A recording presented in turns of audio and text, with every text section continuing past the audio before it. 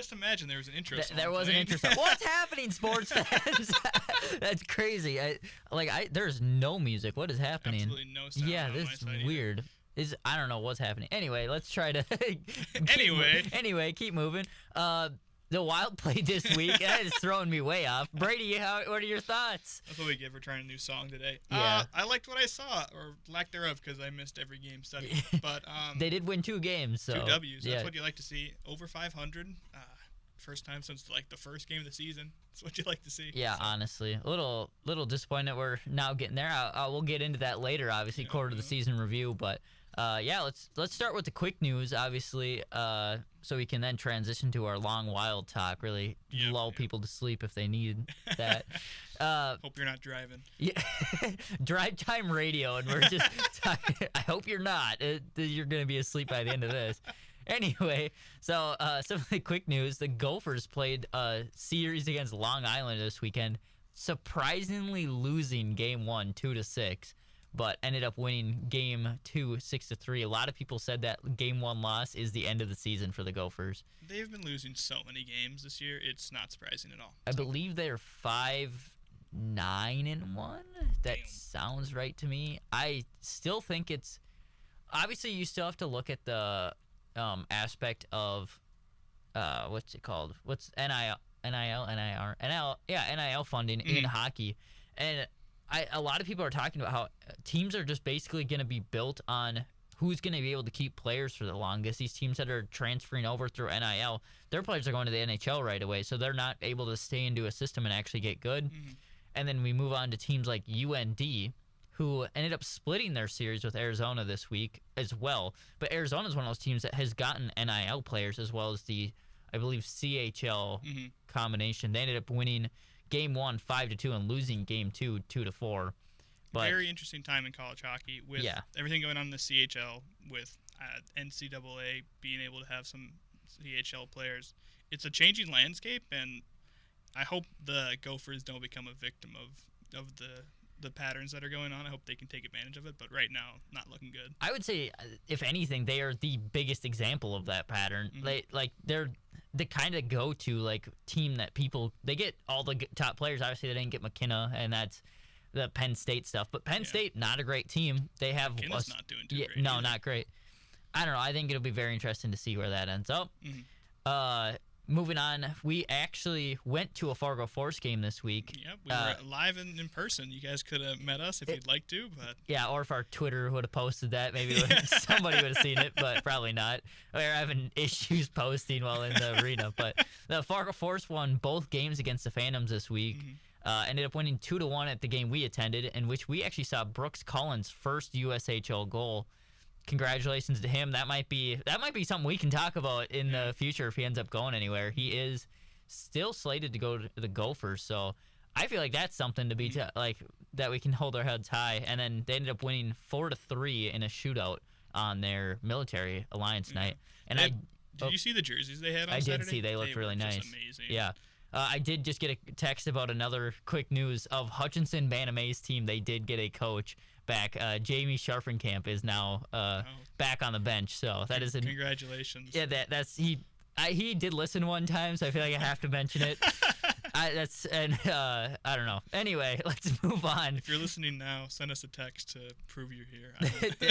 Real ones. If people would just randomly text me information, I usually do go with it, and Brady usually has information too, so there is that. We need a text line. Yeah, I got a sleeper update. That's what my phone's doing. One of my guys is out, so. Oh, that's tough. Anyway, so as mentioned, the Wild are 9-7-4. They ended up playing the Ducks on Saturday at home. Ended up being a 2-0 victory. Mm-hmm. Do you want me to cover everything? I don't remember. Yeah, I really didn't catch the start of this game, so I can't really comment too much on it, so I'll let you take it. Yeah, first period basically was pretty slow. Both goalies had a very strong first period. The Wild ended up outshooting the Ducks 15-10. There were some good chances on both sides, but the goalies ended up standing very strong. Mm-hmm. It's kind of what was to come for the rest of the game. Mrazek had a pretty good game, and Wallstead obviously ends up with the shutout. I was really surprised when I saw the goaltending it was 1-0 down the stretch, and it was Peter Mrazek in net. I was very surprised by his performance. Yeah, and I don't know, he's been pretty good this season. Obviously, I think it's a little bit more impressive that the Wild were able to hold the Ducks to 0, especially considering the Ducks are a high-scoring offense, as we talked about at the end of our last show. Anyway, moving on to the second period, Hartman ends up dropping a pass to Boldy, who slides it across to Johansson, who's just streaking through the zone, ends up making a nice forehand backhand, and ends up backhanding it up and over the goalie. It was a very pretty goal, but I think that's something that we want to see from that line. Johansson using that speed and Boldy using his playmaking ability. Anyway, then Mrazek and Wallstead continue to just have big saves and shut down the rest of the period. I think, again, as you said, it was kind of surprising to see Mrazek have that good of a game. And the Ducks offense, as good as they were, I was a little surprised at how they were playing. I just don't understand how they are as good as they are. Maybe they were just, obviously now they're on a little bit of a skid. They ended up losing to Colorado after a 9-game winning streak. And then I want to say they've lost 3 in a row, the Wild being the second of that 3. Well, was this the game where they got into a lot of penalty trouble, but the Wild couldn't capitalize? I remember one of these games, the Wild went 0 for 7. Yeah, that was against the Ducks. So I can understand if the offense isn't clicking on that end. Yeah. But you're right, you would have expected at least one. Maybe Wallstead's just that good. He has been that good. He really has been. But even though it was a high shooting game, it ends up with 28 shots against him, and 10 in the first period. Obviously, as you go down per period. Anyway, and then the third period comes around. Both goalies continue to dominate until late, and the puck ends up bouncing around after the Ducks pull their goalie, and Boldy ends up getting it at about half ice and seals it with an empty netter. Goals were by Boldy and Johansson, assists by Boldy, Middleton, Ecke, and Hartman. Anything else you got on that one? Yeah, actually, one thing I did notice, which is, I want to say weird that I noticed because I normally care more about offense, but when you watch Jonas Brodin, one of his great attributes as a defensive defenseman is how good he is at retrieving pucks.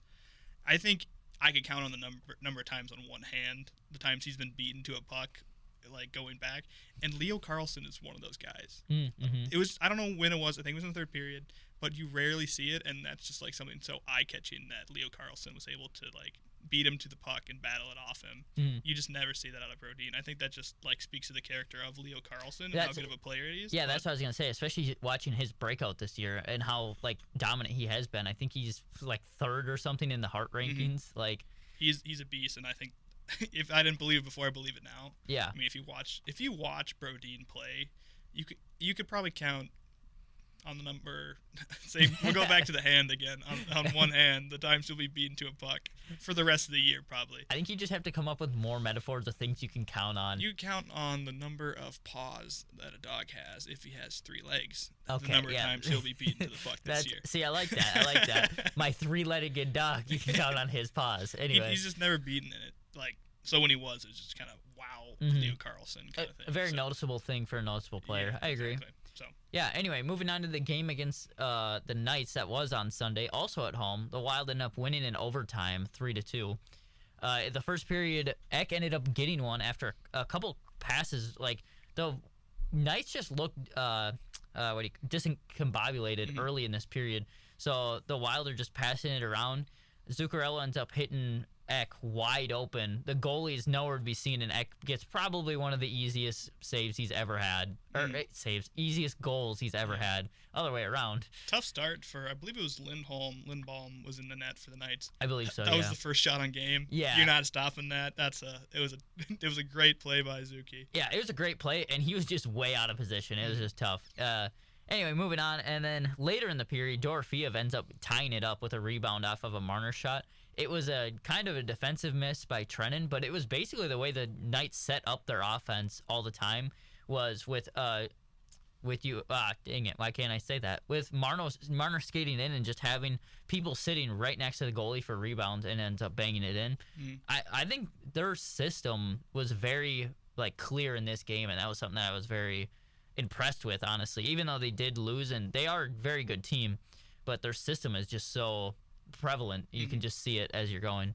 Yeah, it's hard to blame the goaltender on that one. It was just Gus made a great attempt, but when you're on a penalty kill Yeah. And a rebound like that's hard to stop. So. Yeah, it is. Especially, and Trennan was just straight up facing the wrong way. Mm-hmm. Speaking of Trennan, he ends up scoring into the second period. He ends up scoring, assisted by Yurov and Foligno. Foligno gained the zone, decides to just hit a Golden Knight, and then Yurov just pokes it. Mm-hmm. Puck goes up and over defender's stick, I think, if I'm remembering right. And then Trennan grabs it and tries to do a type of wraparound. Completely messes it up, loses the puck basically, but ends up hitting the inside of the goalie's blocker. Not blocker.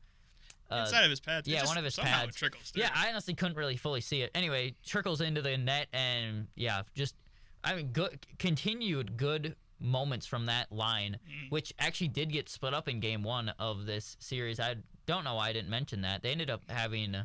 They've had some injury problems recently in the Wild. Yeah, they have. Rossi's been put on RIR. They expected to, miss at least 3 weeks at the time he was announced, which was last week.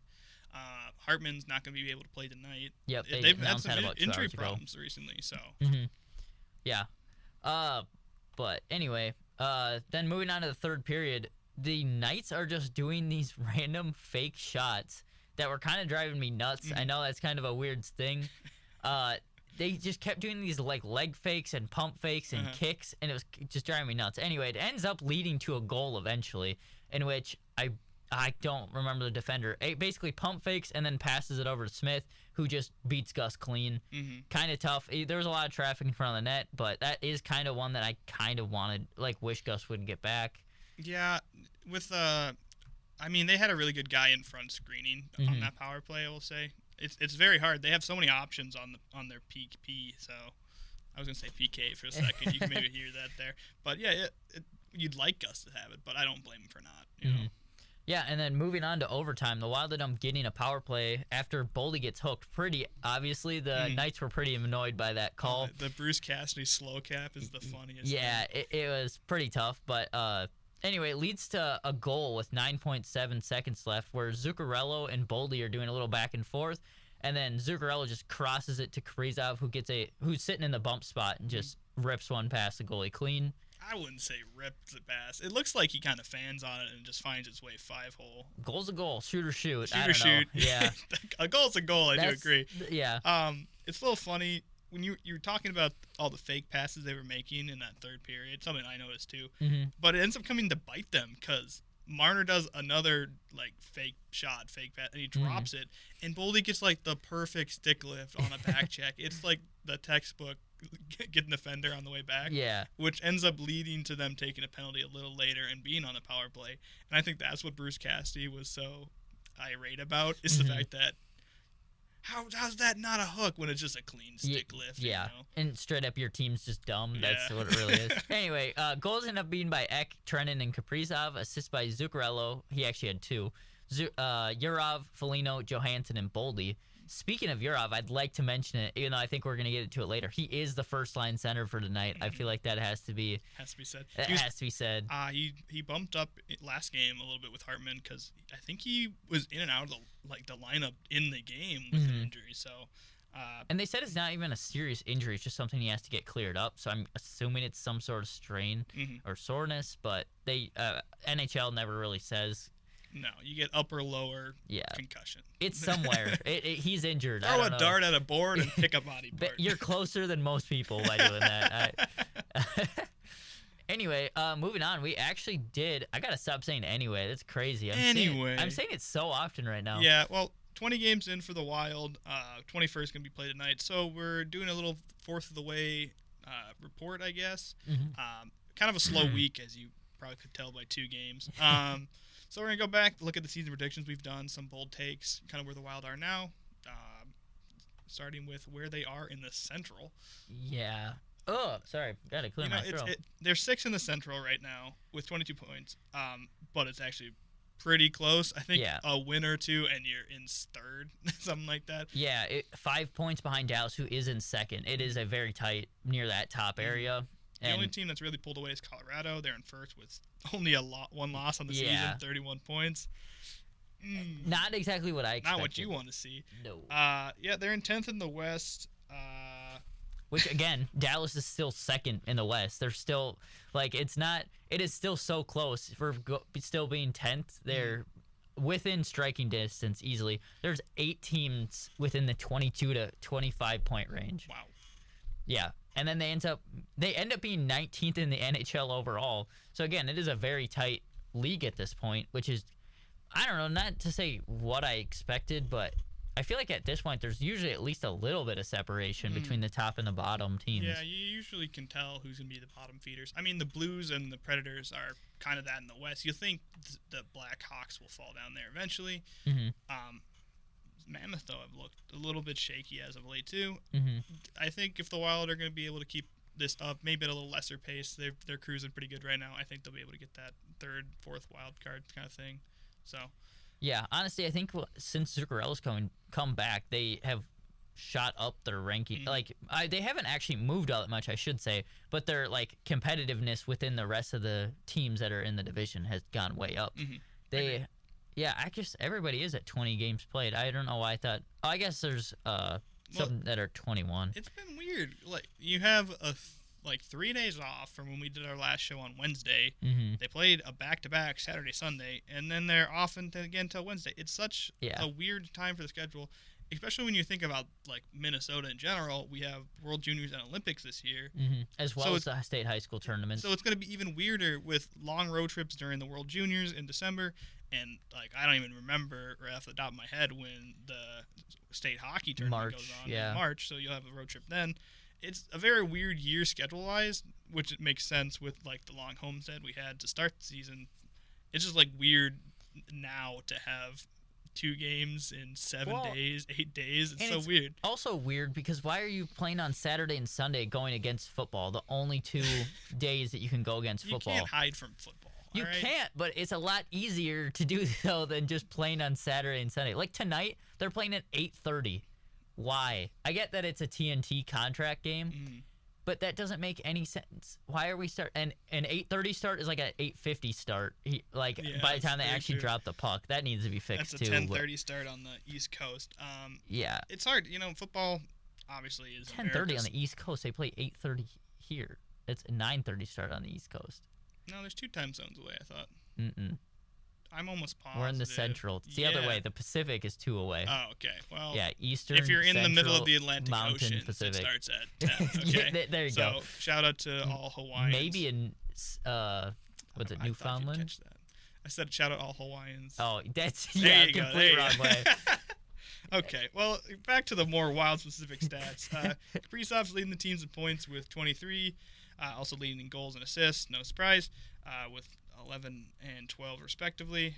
Boldy is close with 21, followed by JoJo at 17, which is kind of surprising. Hey, we didn't think he'd especially after last year. And then Eck follows that at 13. And Rossi. I missed that.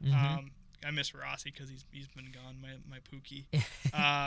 Power play, 26%, 4th in the league, which is surprising with how bad it's been as of late. Yeah. Penalty kill is still at a 71.7, which is 29th in the league. And they've been decent, like way better, so I'm kind of surprised that they're that low. I feel like the power play's always been streaky like that. Yeah, it has Where it'd be like, they've killed 19 out of 18, and then they'll let in 3 in a row. And just like completely wipe it, you know? Goals against is what? Did I make it loud noise? Yeah, that was pretty loud. I don't know. My apologies. Goals against the game, they're at a 3.05, 15th in the league. Goals for is only at 2.75, 27th in the league, which isn't surprising. Was someone making fun of me in your family? Connor just texted me, PR notes, stay away from geography.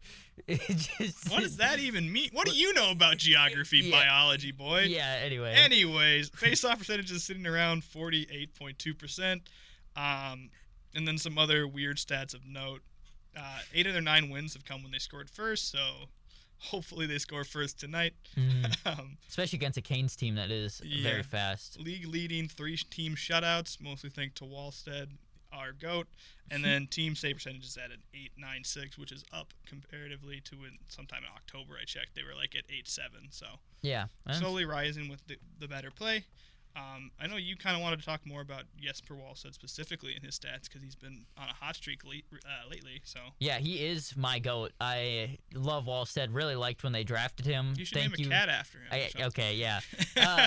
Shout out to the Oilers for letting us get him. That was that is actually so true. That's very clutch. But yeah, Wallstedt is currently living up to the hype that he came into the league with. He is currently second in the league with goals against average at 2.10, and he's second in the league at save percentage at 92.4, only trailing Logan Thompson in both stats.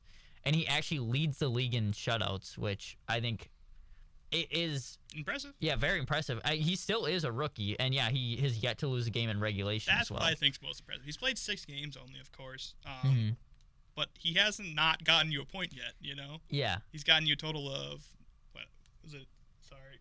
10 points at this point? I got something in my throat right now. I apologize. But that's valuable right now, especially when the team's been struggling, when Gus has been off to a slow start. Kind of feels like he's challenging for that one position in the team. We'll see how it goes, though. I feel like there has been a little bit of an overreaction for we don't need Gus. My sister is one of those people who texted me directly, when are we trading Gus? So you do still need 2 goalies, everyone. Believe it or not, he's not going to be able to play all 82. Yeah, he's no Martin Brodeur. He is not playing every game of the season. It's not realistic. The saga of Martin Brodeur is hilarious, though, because he didn't even have backups in the NHL games. It was just G backup. Yeah, you know? It's funny. But yeah, anyway, one thing that Brady definitely highlighted and has been highlighted on Twitter for the past couple days, and this is still staying, is the Wild have still not given a 5-on-5 goal up in 268 minutes and 40 seconds, which is over 4 games and a period, basically. Yeah, looks like about 28 minutes, prospectively. I guess math. Period and a half then. Either way, very respectable for the Wild to... I don't know. Commendable? I feel like I don't know what to say. Yeah, it's a very, very good thing. The defense is actually clicking. It's kind of weird because there hasn't been a player missing for it to start clicking, but I think that fourth line is a very good and indicator of this movement and the amount of ice time that those players have been getting. Yeah, the fourth line that was Foligno, Trenton, and Yurov was just amazing. I mean, I don't think we've seen it the last 2 games due to injury. But they were absolutely clicking. I think somehow Yurov was able to unlock Foligno and Trenton, or basically say, go wild, I'll try and be the defense and offense while you guys just hit everybody. Watching the Vegas game, it was pretty evident. They were just like the Bash brothers out there hitting everything in sight. I don't know if you've seen the highlight of Foligno standing up hurdle. Yeah, it was so funny to watch that because it was like a trolley on the tracks. You could just see Foligno coming and like, he's not going to turn. Train on the tracks, either getting out of the way or not. And beautiful he got hit. Crushed. Yeah. It'll be interesting to see with all the injuries. Now they're sliding in now, but he was able to unlock those potentials. He being Yurov was able to unlock Trenton and Foligno's potential, I believe. But ever since that first point for Foligno, he's been kind of on a tear. So yeah, honestly, he's been playing a lot better. It's like he found he got his swagger back. Whoa. Yeah. Anyway, do you want to move into the correction of our rankings? I think we should go division. No. Okay. Yeah, it's pretty ugly when we started to look at it. Yeah. Do you want to stick with the Wild, our bold prediction kind of thing, and then go into divisions? Oh, I like that. Well, I can start us off here. I got mine. I said I think the Wild would finish 3rd in the Central with around 105 points. Currently at 6th. I think they're at what? How many points are they at right now? 22. 22. So 4th away mark. They're averaging close to that. They're on pace to 88 or 90. No, yeah, they're not close. Yeah, My bad. Not Apologies. Really. I think they won't have a probably stretch like they did in October. So hopefully no, they probably won't. You'll want to break 100. I think at 105 is actually kind of low, but maybe for around that wild card spot, it's about right. I said I think Kaprizov would lead in scoring, followed by Boldy and then Yurov, which is kind of a really bold take. Currently, it's Kaprizov, Boldy, and JoJo leading the team. Yurov's at only 3 points. He's been better lately, but I think that's kind of what you'd expect from someone getting 4th line minutes. He's averaging about 10 minutes of ice a game, so it's hard to be up there with people dropping 20 points so far this season. So. Yeah, I did also have the Wild at 3rd in the division, 6th in the Central. We made these separate, okay. I did say, a little bit of a different thing. I did predict the Stars and the Avs to be better than the Wild, but the Wild to be better than the Jets. We'll go into that a little bit more in the next part. But I did say that Tarasenko was going to bring the points that the Wild need. That is not panning out very well. Ooh, I had something similar. So yeah, it's ugly to say the least. I also said that I believed Yurov would get sent down to the minors. Not looking great today, as he is the first line center tonight. But it was looking pretty okay for the time that he was riding the pine. I also thought that Holmgren was going to have a great season and compete for Rookie of the Year. He's on the fourth line and is playing maybe 3 minutes a night at best. You kind of got your things flip-flop there. Urov has been doing well. Ogren's been in the minors. Yeah, and we'll talk about Ogren a little bit later. See what he can maybe bring. But yeah, I was kind of surprised you had it right, just the wrong players. Yeah, wrong order. But yeah, I did say that Kaprizov would get a good amount of heart votes, so ultimately doesn't win it. I think that's roughly the pace we're looking at. He does have 23 points. I think the league leader's 31. Or am I thinking of Colorado's just straight up points? I don't know. No clue.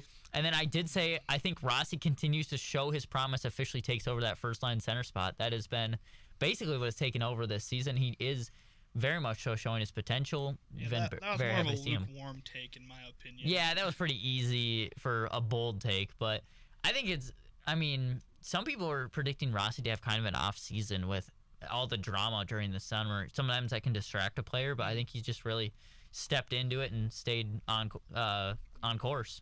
I did fact check you on the leader in points, 33 at McKinnon, so you're pretty close. Going back to my takes, I said Zeev Buium would break 50 points this season. He's on pace for 40 currently, so That's terrible. not a bad guess. I did say he'd get Calder votes, but ultimately not win it, which I'm thinking Schaefer or... Yeah, I think Schaefer's going to take the majority. The Russian guy from the Canadians, I think, has a good chance too. Demidov. Yeah. And then I said Urov will break 60 points. Not looking great. He's on pace for 12 if he gets the same 3. Hey, these first-line centers minutes might help. I don't think he's going to get there, but he'll probably do better than 12 on the season, I hope. Brady doesn't like when I talk about sports betting, but look at your favorite app if you'd like to and bet on Urov getting a point tonight, if that is available. Hot transition. I said Kaprizov will get 50 goals, Boldy will break 40, and Rossi breaks 30. Kaprizov's on pace for 40. Boldy's right there with him on pace for 40, and Rossi's on pace for 16, but he's been battling injuries. Yeah. He's played 4 or 5 less games than those two. And he's become a lot more of a passer on that first line rather than a shooter, and I think that is something that is a little, like, I expect him to be the second line center for a little bit, or at least the lines to be a little different, so he would have shooting opportunities, so there is that as well. Yeah, I think barring he gets healthy, he'll be able to get up there, but on pace for 16 right now is definitely low for what he can bring as a first line center. I also said Wallstead would get over 30 games this season. He's at 6 so far, 4-0-2, 2.1 goals above goals again. I put GAV. I'm pretty sure it's goals against per game or something like that. Yeah. And then a 0.92 foul save percentage as I fumble my way through this. I definitely think he can get to 30 easily. They've been going to him a little more often than not. He looked good. I can see his numbers getting up, but currently he's on pace for 24 games, so roughly where I've had him. So I think when the schedule compacts a little more, he'll be able to get a few. So yeah, and I don't know. They kind of have been giving him the games. I believe he starts tonight. Really? If I remember right, that's what I was seeing online. Okay, well, Gus played against Carolina last time and had a rough start, so I'm not surprised. Hope he looks good. I want to win. Anyway, I can keep rolling if you're looking up something. No, do you want to move on to the? I did have one last one. I said Tarasenko breaks 30 goals. Yeah, that ain't happening. I said you had more actual predictions than I did. I didn't go that much into players. That's I don't think Tarasenko breaks 30. He's been awful defensively and kind of invisible offensively, and now he's been hurt. So and from bad to worse. I don't know how that's going. So do you want to look at the actual central rankings than where we predicted? Yeah, I think we should go Central, and then we can do the Pacific Eastern side. Okay. Overall, for the Western Conference, I think the biggest surprise here is the Blackhawks. They are the only team that I predicted that is very much so and not the spot that I predicted. I did have them as 8th. They are currently 4th. I think you had them in roughly the same spot. Yeah, I had them in 8th too, and they're currently in 4th. The youth has kind of emerged there right now. Bedard's been up there. He's top 5 in points, so he's definitely having a bounce back year from a sophomore slump. So I've been impressed with him. Yeah. And what else can you say? Honestly, yeah. And yeah, the Avalanche, Stars, and Jets, those being the top three, that's what, I don't know. I had them, other than I had the Wild being at number 3. Well, I had those 3 up there. I did have the Stars above the Avs, though. I had Avs in 4th, which is looking kind of bad right now. I mean, I'm actually really surprised. I've not heard Landeskog's been playing that great. He's been pretty bad, captain, actually. You'd think that would maybe be a bigger hit to them, but they've been doing without, so I'm pleasantly surprised, I guess. Mm-hmm. Shout out to my aunt from Colorado who's loving this. So that gives you a slight okay that you're an Avalanche fan. I'm not. I'd rather see I thought you had an Avalanche hat. Why did I think that? I got a Colorado Rockies hat. That might be what I'm thinking of. That was from a baseball. Yeah. R.I.P. Blue Jays. Yeah. Okay, whatever. Anyway, the Mammoth are actually overperforming what I thought they would. I did have them at 7th. I think they will have as me and you both talked about already in this, I think they'll have a little bit of a coming down to like level. But they have been, again, youth movements really come in. That was my main concern about them. I did mention their young talent, but I just don't think they're ready to compete yet. And I think their goalie's been a little bit overperforming. I don't know, something to still watch, I guess. They're still the Coyotes at heart. Yeah, they're the Coyotes till they're not. I haven't at 6 this year, so them being at 5th currently is not too surprising. They did have a really hot start, so I agree that they're coming down is probably going to continue. Really surprised. I know I had the Predators at 7th anyways, but they've been bad. I have them at 6. They're already talking about completely selling everything. I saw a couple things about Stamkos, and I don't remember who they had, Forsberg, wanting to go to contenders. Yep. I think they're just going to blow it up at this point. Considering how much money they spent last season, I thought that was going to be something that they were going to maybe... I did have them at 6 still, so I didn't think they were going to compete for a playoff spot. Yeah. But I just did not think they were this bad. No, I thought they'd be better this year too, but it seems like that last year wasn't really a fluke. It's kind of the new reality. It'll be interesting to see what they'll do. You know, if Barry Trotz, right? He's the GM there. It'll be interesting to see what he does. He doesn't like to really break it down. You know, he came there because he thought they'd be a contender. You saw with the buy-in he did during that one off season that everyone said they won the off season. Well, they lost the last 2 seasons, so it'll be interesting to see. The Blues are in a similar situation. Yeah, speaking of selling, the Blues are also a team that's been talked about. I have seen a bunch of Jordan Kyrou trades. Yeah, little rumors to the Wild. I mean, depending on what we're willing to give up. I'd be willing to give up for Jordan Kyrou because for some reason when he plays us, he's just a killer. Yeah, he's like David Perron. Yeah, honestly. No, those are kind of the bigger surprises ones. I mean, the top's settling in like you'd think it would. I mean, it's still really packed in like the middle section. So, the Wild still got a chance to get to 3rd. We'll see how they are at the halfway mark, so tune in. To quote Macho Man Randy Savage, the cream of the crop, and the cream always rises. It's one of the greatest interviews of all time. I was watching that when I was bored yesterday, so and now I know my dad just either fell out of his chair or loves that. Anyway, we can move on to the Pacific. Over here. I can't do good impressions if you couldn't tell, but I wish we had a button bar just for that. They're a cream of the crop. That'd be a very waste of a sound bar. That would not be. Okay. Anyways, going on to the Pacific. I think the biggest surprise for everybody is the Ducks being the number one team there. I had them at 4th, barely missing the playoffs. They're leading the division right now, 25 points, 19 games. Lost to the Wild, though, so what can you say? And I had them at 6, actually. I did have their Chris Kreider, I thought was going to make a move, or Mikael Granlund. It's been purely their young movement of Leo Carlsson has really been their biggest effect. I don't know. I'm very surprised, but I'm kind of happy to see it. I feel like it's a team that it deserves to be rising. The Mighty Ducks of Anaheim are a better team when they're a good team. I mean, I'm a little surprised with how well they're doing. Everyone said they'd come on, and I believe them, but maybe we'll see if they can hold it up for the rest of the season. But as of right now, they're looking pretty darn good. And it's Dostals. Lucas Dostal. He's been pretty good for goalie so far. Mraz has been surprisingly good for them too. As mentioned when we played them, moving off of John Gibson was probably one of the better moves they made this year. And that was something that I kind of questioned when we were doing our reviews. I thought that he was gonna. Obviously, he hasn't really done anything for them recently, but Detroit. Yeah, he really hasn't been. So. Yeah, Ducks are very good. Obviously, followed by the Knights, which I think everyone kind of had them as their number one. Yeah. I honestly, they've been a little disappointing at 24 points, I guess, but yeah, you think with the movement they made, getting Marner was like a huge move for them. You know, you thought it would have brought more than 9 wins in 19 games. You would have hoped for sure. The only reason they're really this high is that they somehow managed to lose in overtime, like the example of us with the Wild. I mean, yeah, you could say half those go to wins, half those go to loses if there is no overtime, you know, but like, I don't like the overtime pity point, really. I've kind of gotten over it. I've heard so many takes where go to the 3-point system. Yeah. 3 for a win, 2 if you win in overtime, 1 if you lose in overtime, and then 0 if you know, something like that. Yeah, something. Like how the IHF does it, double IHF. Yeah, I get that, but I just feel like it just gets a little too complicated at a certain point. I started to get a little annoyed by teams that overtime loss. I think it should just be a loss. I think we should just eliminate that as a point. I feel like it's dumb that, like, you have the Golden Knights who have 6 overtime losses. Like, I don't know. It's just dumb to me. That was like the Calgary special last year. Yeah, it was, honestly.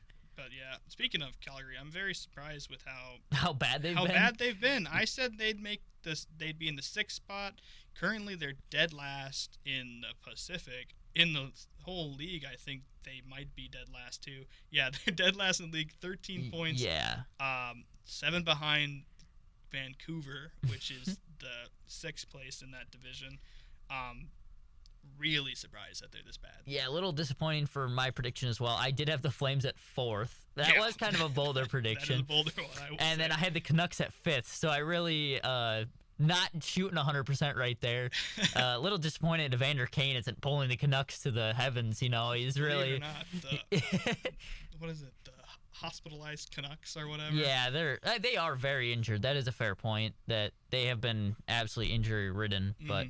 Yeah, I guess the team that I've been kind of surprised by was the Kraken. I just didn't think that they were very special. They have a very balanced team. It's almost like the Wild of old in my mind, where it's like, okay, you have a couple players, but are any of them that good? Yeah. Maybe. They're sitting at 23 points right now, 1 win away from being tied at number 1. Yeah. Which is insane how close this division really is. I guess that's like the whole league, though. It's been pretty parity-ridden right now. Yeah. But this division more than others. I mean, the Ducks being at 25 points, being your number 1 team, is the lowest amount for a division leader. Yeah, there's a 5-point difference between Vancouver at 7 and the Ducks at number 1, which is really surprising. I'm trying to see if that's anything like that. I lied. The Atlantic division's closer overall. They have it's the same thing. It's 25 to 20. Yeah, but 18 is their lowest. Like, it's. Yeah, I guess you're correct. I mean, look at the Metropolitan, 20 to I guess 27. As you can tell, we're just kind of doing this based on NHL stats. We both have a lot of tests this week. I had to study for a test just like 2 hours ago. Yeah, and I turned the test in 2 hours ago as well, so we're not doing great. Not to brag, we're engineers. Yeah, we do stuff. You know, we do a lot of classes. You know, calculus, physics, coding. I think getting overlooked in all this, how bad the Oilers been. I just think it's expected at this point that they start slow, and then they come on later in the year. Yeah, I've always been low on the Oilers. The Swiss cheese Skinner, you know. Yeah, honestly, Connor No Cups is still doing nothing for me. Imagine taking the team-friendly $12.5 million deal and not making the playoffs. That's what I'm saying. That's where they're trending right now. That's honestly where they're trending. Their goal differential is -12. And as like the Sharks is only -6. I feel like that's something they got to start to look into. Is their goaltending? How do you continue to not fix your goaltending year after year? I mean, is this Stuart Skinner's last year in his contract, I believe? And then, yeah. What are you gonna find in free agency? Free agency every year so far has been getting less and less. Bigger names get off the board, and goalies are getting bigger and bigger contracts from free agency. Exactly. Getting a goalie is a very difficult thing. They're gonna have to sell a big piece. And who wants Daniel Nurse? I can't say his name right now. Daniel Nurse? Yeah, who wants Nurse, honestly? That's their, like, oh, we're going to trade Nurse because somebody wants him. It is such a weird team to look at because they're so top-heavy. But it's like these two shining diamonds, Draisaitl and McDavid, and then it's just turd. Bouchard can't play defense. Nurse can't play defense. Ekholm can't play offense when he's on defense. They just can't play defense, period. That's what it is. Challenge. Name every defensive player on the Oilers. No, thank you. No. You could name 3. I'm good. I can't even do that. I don't want to do that. The Sharks are a little bit also of a surprise. I'm going to actually throw this out real quick because my brother just texted me this. Go ahead. If the Wild aren't in playoffs at the trade deadline, do we trade Gus Bus to the Oilers, and what would we get for him? That's an interesting consideration. Barring he accepts it, I think he has a no-trade clause. Yeah, he does have a full no-trade clause. Obviously, the acceptance is kind of a weird thing. I would take someone like Isaac Howard as like a good prospect from them, and then maybe he's kind of a diva. Or am I thinking of the wrong guy? He is kind of a diva. The guy that was drafted by Tampa Bay. He posted something on the story saying, all the love, but I ain't going to Bakersfield. Yeah, he's a pure diva. I don't know who I even want from them at this point. They don't got much. It'd be interesting to see. And the NHL trades, because picks aren't worth like anything in the NHL, so that's also kind of a tough thing. You might be seeing more NHL trades, actually. Because in past years it's been just to trade money, but money's not going to be a real issue with the cap going up. And with players being harder and harder to find and team retaining more and more players, I mean, Adrian Kempe just signed in the Kings, and he was going to be like a big name. If Adrian Kempe is going to be a big name in the 2026 free agency class, it's not a great free agency class. No, it's really not. Oh, well, a lot of them just got like signed this year because of the change in the contract situation. I don't think they expected NHLPA probably didn't expect that to be such a common thing. To get your team better, you're going to have to trade. You can't wait until free agency. I mean, picks may not have value, so you're going to have to do player for player, The only issue I see, and your brother and my sister are going to hate hearing this, is I don't think they trade Gus. He just got a new contract. Even if he's not playing great, he got a new contract, and it's pretty team-friendly. And those are two things that I think they got to hold on to when they can. I don't know. And if they do trade Gus, I think Cal Peterson's good enough to be a backup. He's okay. I feel like everyone's. Cal Peterson. I feel like we're throwing Wallstead to the fire all of a sudden. Here you go. Hey, you had 6 good games. Let's let you take a full season. You know that time you led an 8 against Dallas? We don't care. You know the thing they're doing to Dustin Wolf right now? Let's do that again to somebody else. Let's not learn. Actually, this is like Devin Levi at Sabres. Yeah, Dustin honestly. Wolf. I think it's just we have to realize, and not only that, they're country. Like they're from the same place. I didn't know if that was the right term. Good friends off. They have almost the exact same path to the NHL. Yeah. I feel like that they're a good combo. I feel like we just need to keep both of them at this point. I mean, maybe split it better. Yeah. Like Gus has 14 games. Yeah, a little more 50-50. Yeah. Like that. I mean, Wild fans have kind of been spoiled with goaltending tandems, honestly. Like, ever since Fleury got here, I mean, Cam Talbot was kind of a diva when Fleury got extended and he got shipped out of here. His wife was a diva. Let's not call Cam a diva. Okay. Anyways, I said what I said. We got Gustafsson back for that, and they were 2 peas in the pod. And now you're seeing it with Wallstead and Gus now too, and I would like to see that for more. Cole, you're supposed to stop roasting my brother. It's my bad. It was just a talking point. It is a good talking point. I think that's funny because they said to make a drinking game out of any time you said anyways to do a transition. Yeah. And I don't mean to. It's like when you say it's just a little sentence holder. Right? Yeah, honestly. Well, getting back to continuing. Getting back to the meat of the bone on our quarter mark rankings here. Let's go into the Atlantic. I agree. I think that's been one of the more versatile divisions with how close they are, surprisingly. I mean, you got the bottom feeder Buffalo Sabres, which isn't surprising. I think the most surprising part is the fact that they have 18 points. They actually have 7 wins. They're actually competitive. That is something that is very surprising. I think the second most surprising thing is that the Toronto Maple Leafs are in 7th right now. I don't think that's the second most surprising. I think the second most surprising, the Bruins are number 2. Okay, yeah, that is true. I didn't think the Leafs would be this far down, losing Marner. They only have a -4 goal differential. Obviously, I follow Toronto a little closer with all the podcasts I listen to. And you wanting to be a Canadian. And me wanting to be a Canadian. I mean, with not having your 1B with Joseph Woll for the start of the season, kind of hurts you. Marner not being there really hurts you. And Austin Matthews maybe being a bust is also kind of which is crazy to think about. He scored 69, and he probably will never score 40 again. Yeah, he's been terrible. Insane to think about. And you know what I've actually been absolutely loving as a Wild fan is seeing Anthony Stolores' stats. Stolars, yeah. Yeah, considering everyone was like, "Oh, look at the Wild. Would you rather have Kaprizov or these three Leafs players?" Yeah. And he's like, I think third worst goalie in the league right now. Like when you get do save percentage. He's doing bad. I've always they always say he's not a starter. He needs someone to do it with him. So not surprised that he's not doing well. I'm so happy that he's doing bad. Honestly, I'm happy the Leafs are doing bad. The Canadian teams. I hate all of them. This is just actually a surprising division all around. Florida Panthers at 6. Yeah, Detroit Red Wings at number 1. Yeah. If you were to look at this at the start of the season, you'd probably tell me, "Hey, man, that's upside down. How'd the Sabres do that well?" You know? Yeah. Honestly, if you flip from 7 to 2, my list is actually pretty solid because the Bruins I had at 7 and the Leafs I had at 2, and they're exact opposites of each other. No, it's just an absolute roller coaster. I mean. Speaking of Cam Talbot, the Red Wings, 25 points. I mean, obviously, this is a really close division. If you look at this come Monday, it could be completely different, with how close they are. Still, though, the Red Wings have done great. The first line setter, Konstantinov, on the Bruins. Banger, okay. I will finally give in and say that they are doing better than I expected. Yes. I mean, they don't have a single overtime loss or win. To. They're just they're just Mr. Consistent. We either do it or we don't, Insane. They are literally even differential. There is only one team with a positive goal differential in the Atlantic, and that's number 4, Tampa Bay Lightning at +3. What is going on in this division?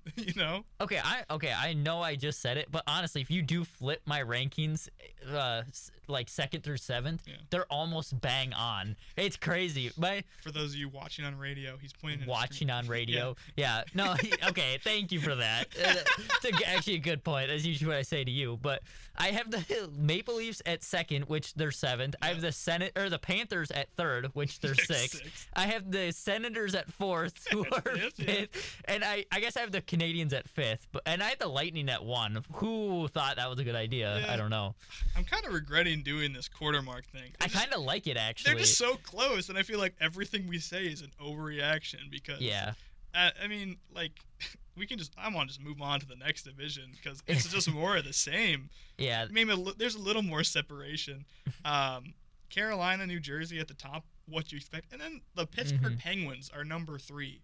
Yeah, I think even more to talk about, the Capitals being at the bottom. I expected this. I didn't think they'd be good. I know they overperformed last year, but I just kind of thought that was going to be their new normal with their youth movement that they ended up kind of having. I thought it was going to be a consistency thing. Again, 7 points separating the number 1 team from the bottom team. It's close, but it's not at all either. Well, it's just the Capitals, I think Ovi's just done mentally. Yeah. He got to 900. Congratulations on that. He doesn't got anything to play for anymore. I mean, yeah, you can keep pushing the record up and up, but at some point, you're chasing yourself. This is where you're wrong. As soon as Ovi retires, I've heard a rumor Wayne Gretzky's coming back. He's going to score however many goals he needs, and that would be actually the craziest turn of events. That'd be hilarious because no one's going to touch him. It's Wayne Gretzky. Yeah, I think that's kind of what happened at the end of his career too, which is kind of funny. And then Mario Lemieux will come out and take the single all-time franchise leading points back from Sidney Crosby. I think it would be. I'm just saying, it's like a WWE match. They're just gonna be coming in. They're literally gonna fly Gretzky in just for games where there's an empty net, and they're just gonna throw the puck at him so he can try. Nobody's even gonna touch him. They're just gonna let it go. That is the Ovi special. This has been very off the rails. It has to be. Now. I feel like it's more interesting. Yeah, I don't know any really big surprise. I mean. The Rangers have kind of turned it around. They were really bad at the start of the year. I'm actually kind of disappointed they've turned it around. They were the team that I kind of expected to be the lowest. I expected the Penguins to be the lowest, but I was kind of disappointed that how JT Miller's been. Yeah. There's quite a few clips going around of him just not even trying half the time, and just disappointed in the fact that he's actually a captain. But, yeah, well, he kind of had an attitude problem in Vancouver. I mean, either way you slice it, it takes two to tango, and him and Pedersen were going at it like half the year. So not surprised that, surprise, JT Miller has attitude problems. I am surprised that they've turned it around. I want Artemi Panarin to be traded to the Wild, but if they keep winning and thinking they have a shot, who knows? Obviously, I mean, the quarter mark is important, but I think it's even more important is the Thanksgiving mark, which is coming up next Thursday. If you're not in a playoff spot, you're most likely not getting in a playoff spot. It's kind of a known thing around the league. I think it's a little tougher, though, especially this season than typical, because it is so much closer than I think usually happens. A lot of teams have just been going on runs. You know what's really surprising when looking at this division? Only one team has a negative goal differential. Oh. Columbus has -3. Everyone else has plus. Even weirder that they're in the middle of the pack and having it the only negative one. Capitals are down with a +4, yada, yada, yada. I mean, Pittsburgh +12, New Jersey +5, Carolina +16. Yeah, and that is the number one in the... Oh, actually, no, Avalanche 31. Oh, my bad. goodness. My bad. I know the Canes are a very solid defensive team. It's surprising the Avalanche are that high. They are a good defensive team, but you have to have a solid offense to be 31. Which one's more surprising on the other end? That is a -23 for St. Louis, -22 for Calgary, or a -21 for Nashville? That is tough. I think it's all surprising because, the thing you know about them is their goaltending. Jordan Binnington, he's one of the worst goalies in the league. He actually is the worst goalie in the league according to stats. I was trying to give him the benefit of the doubt. No, he is the absolute worst, and I love it because Binnington and Hartman should have fought that one time. Yeah. And Fleury and Binnington actually too. That was even more. It's even more crazy to think about. Because that was Fleury's becoming wild game. They mic'd him up and everything. Yeah. It was insane to watch. Think about how good of a moment that would have been if the refs didn't rob it from us. I feel like that would have been a top 5 moment in the NHL history ever. If you think about the actual history of those players. Yeah. One of the most liked players of all time and one of the least. Hated. Yeah. It's insane to think about too because you would have had oh my god, goalie fight, all the hype, and then a week later you would have been like, yeah, me and Binnington, we were out there and we got into a little scrum, and you would have just watched it from Fleury's That would have been actually really interesting. That's a fan's. I think that would be a first time ever too that they've had a mic'd up player get into a fight. But I don't know if that's a. I think there's been others, but I don't know of examples. So yeah. Anyways, I think that goes over kind of our standings and predictions. Yeah, overall, we're terrible. It's very close. I don't want to say that. It could all change in 3 days. It will change in 3 days. That's the issue. It goes up and down. Literally, the points separating half these divisions. You go from one win from the McKenna race to the Stanley Cup playoffs. It might not even be the McKenna race. I've heard that he's kind of been falling with how bad he's been playing at Penn State. I'm very interested to see that. I think... Well, because Celebrini had a pretty good season. Who did he play for? Didn't he play for Boston? Yeah, he was a BU guy. Which is a very tough team to get into, let alone could perform at 18. So I guess that is a factor as well. Or Celebrini was 17 or something, right? He was young. He was the youngest player to play in collegiate and score or something. Something like that. Yeah, I don't remember exactly. Well, I'm going to do a sharp transition since we only got 7 minutes left in the show if we want to get out of here on time. I do. We got 3 games on tap. One tonight is going to be against the Canes. Which, again, I guess they're tied with the Devils, but one of the best teams in the league for goal differential, too.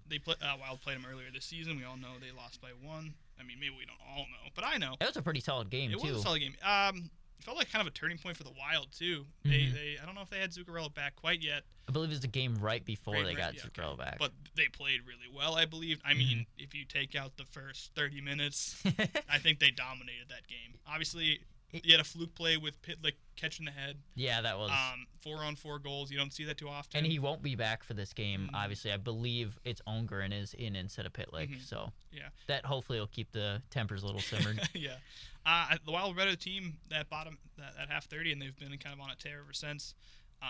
If they can bring that same energy, I think they got a good shot. I mean, just Carolina's an all-out defensive team. I mean, the Wild haven't been putting up 4 goals, 5 goals games yet, so maybe that plays into this whole style system. But I think they could get away with the win tonight too if they play the last 30 minutes of that game for a full 60.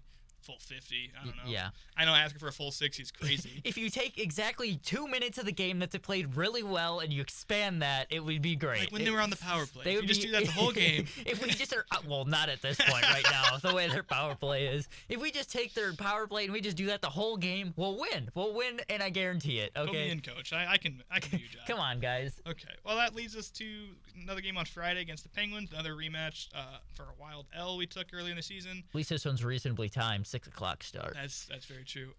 Two different directions of teams, I believe. Wild are on the trend up. Penguins kind of on the trend down. They've lost 5 of their last 7, so you'd like to see the Wild take the dub here, be the better team, because I think they are. Well, I just think they've turned a leaf since they've last played. If you they are different teams coming into this game, honestly. You look at Wild in October, Penguins in October. You're looking at one team going for McKenna, the Wild, one team going for the Cup, and now I think it's flipped. The Penguins, we always thought were going to be one of the tanking teams. I think they're on their way down, and they should keep tanking. They will get a high draft pick. I think the Wild's just give them a good kick down. I'm not a conspiracy theorist, but I believe the Crosby conspiracy personally. It's gonna be like when Crosby came in with Lemieux.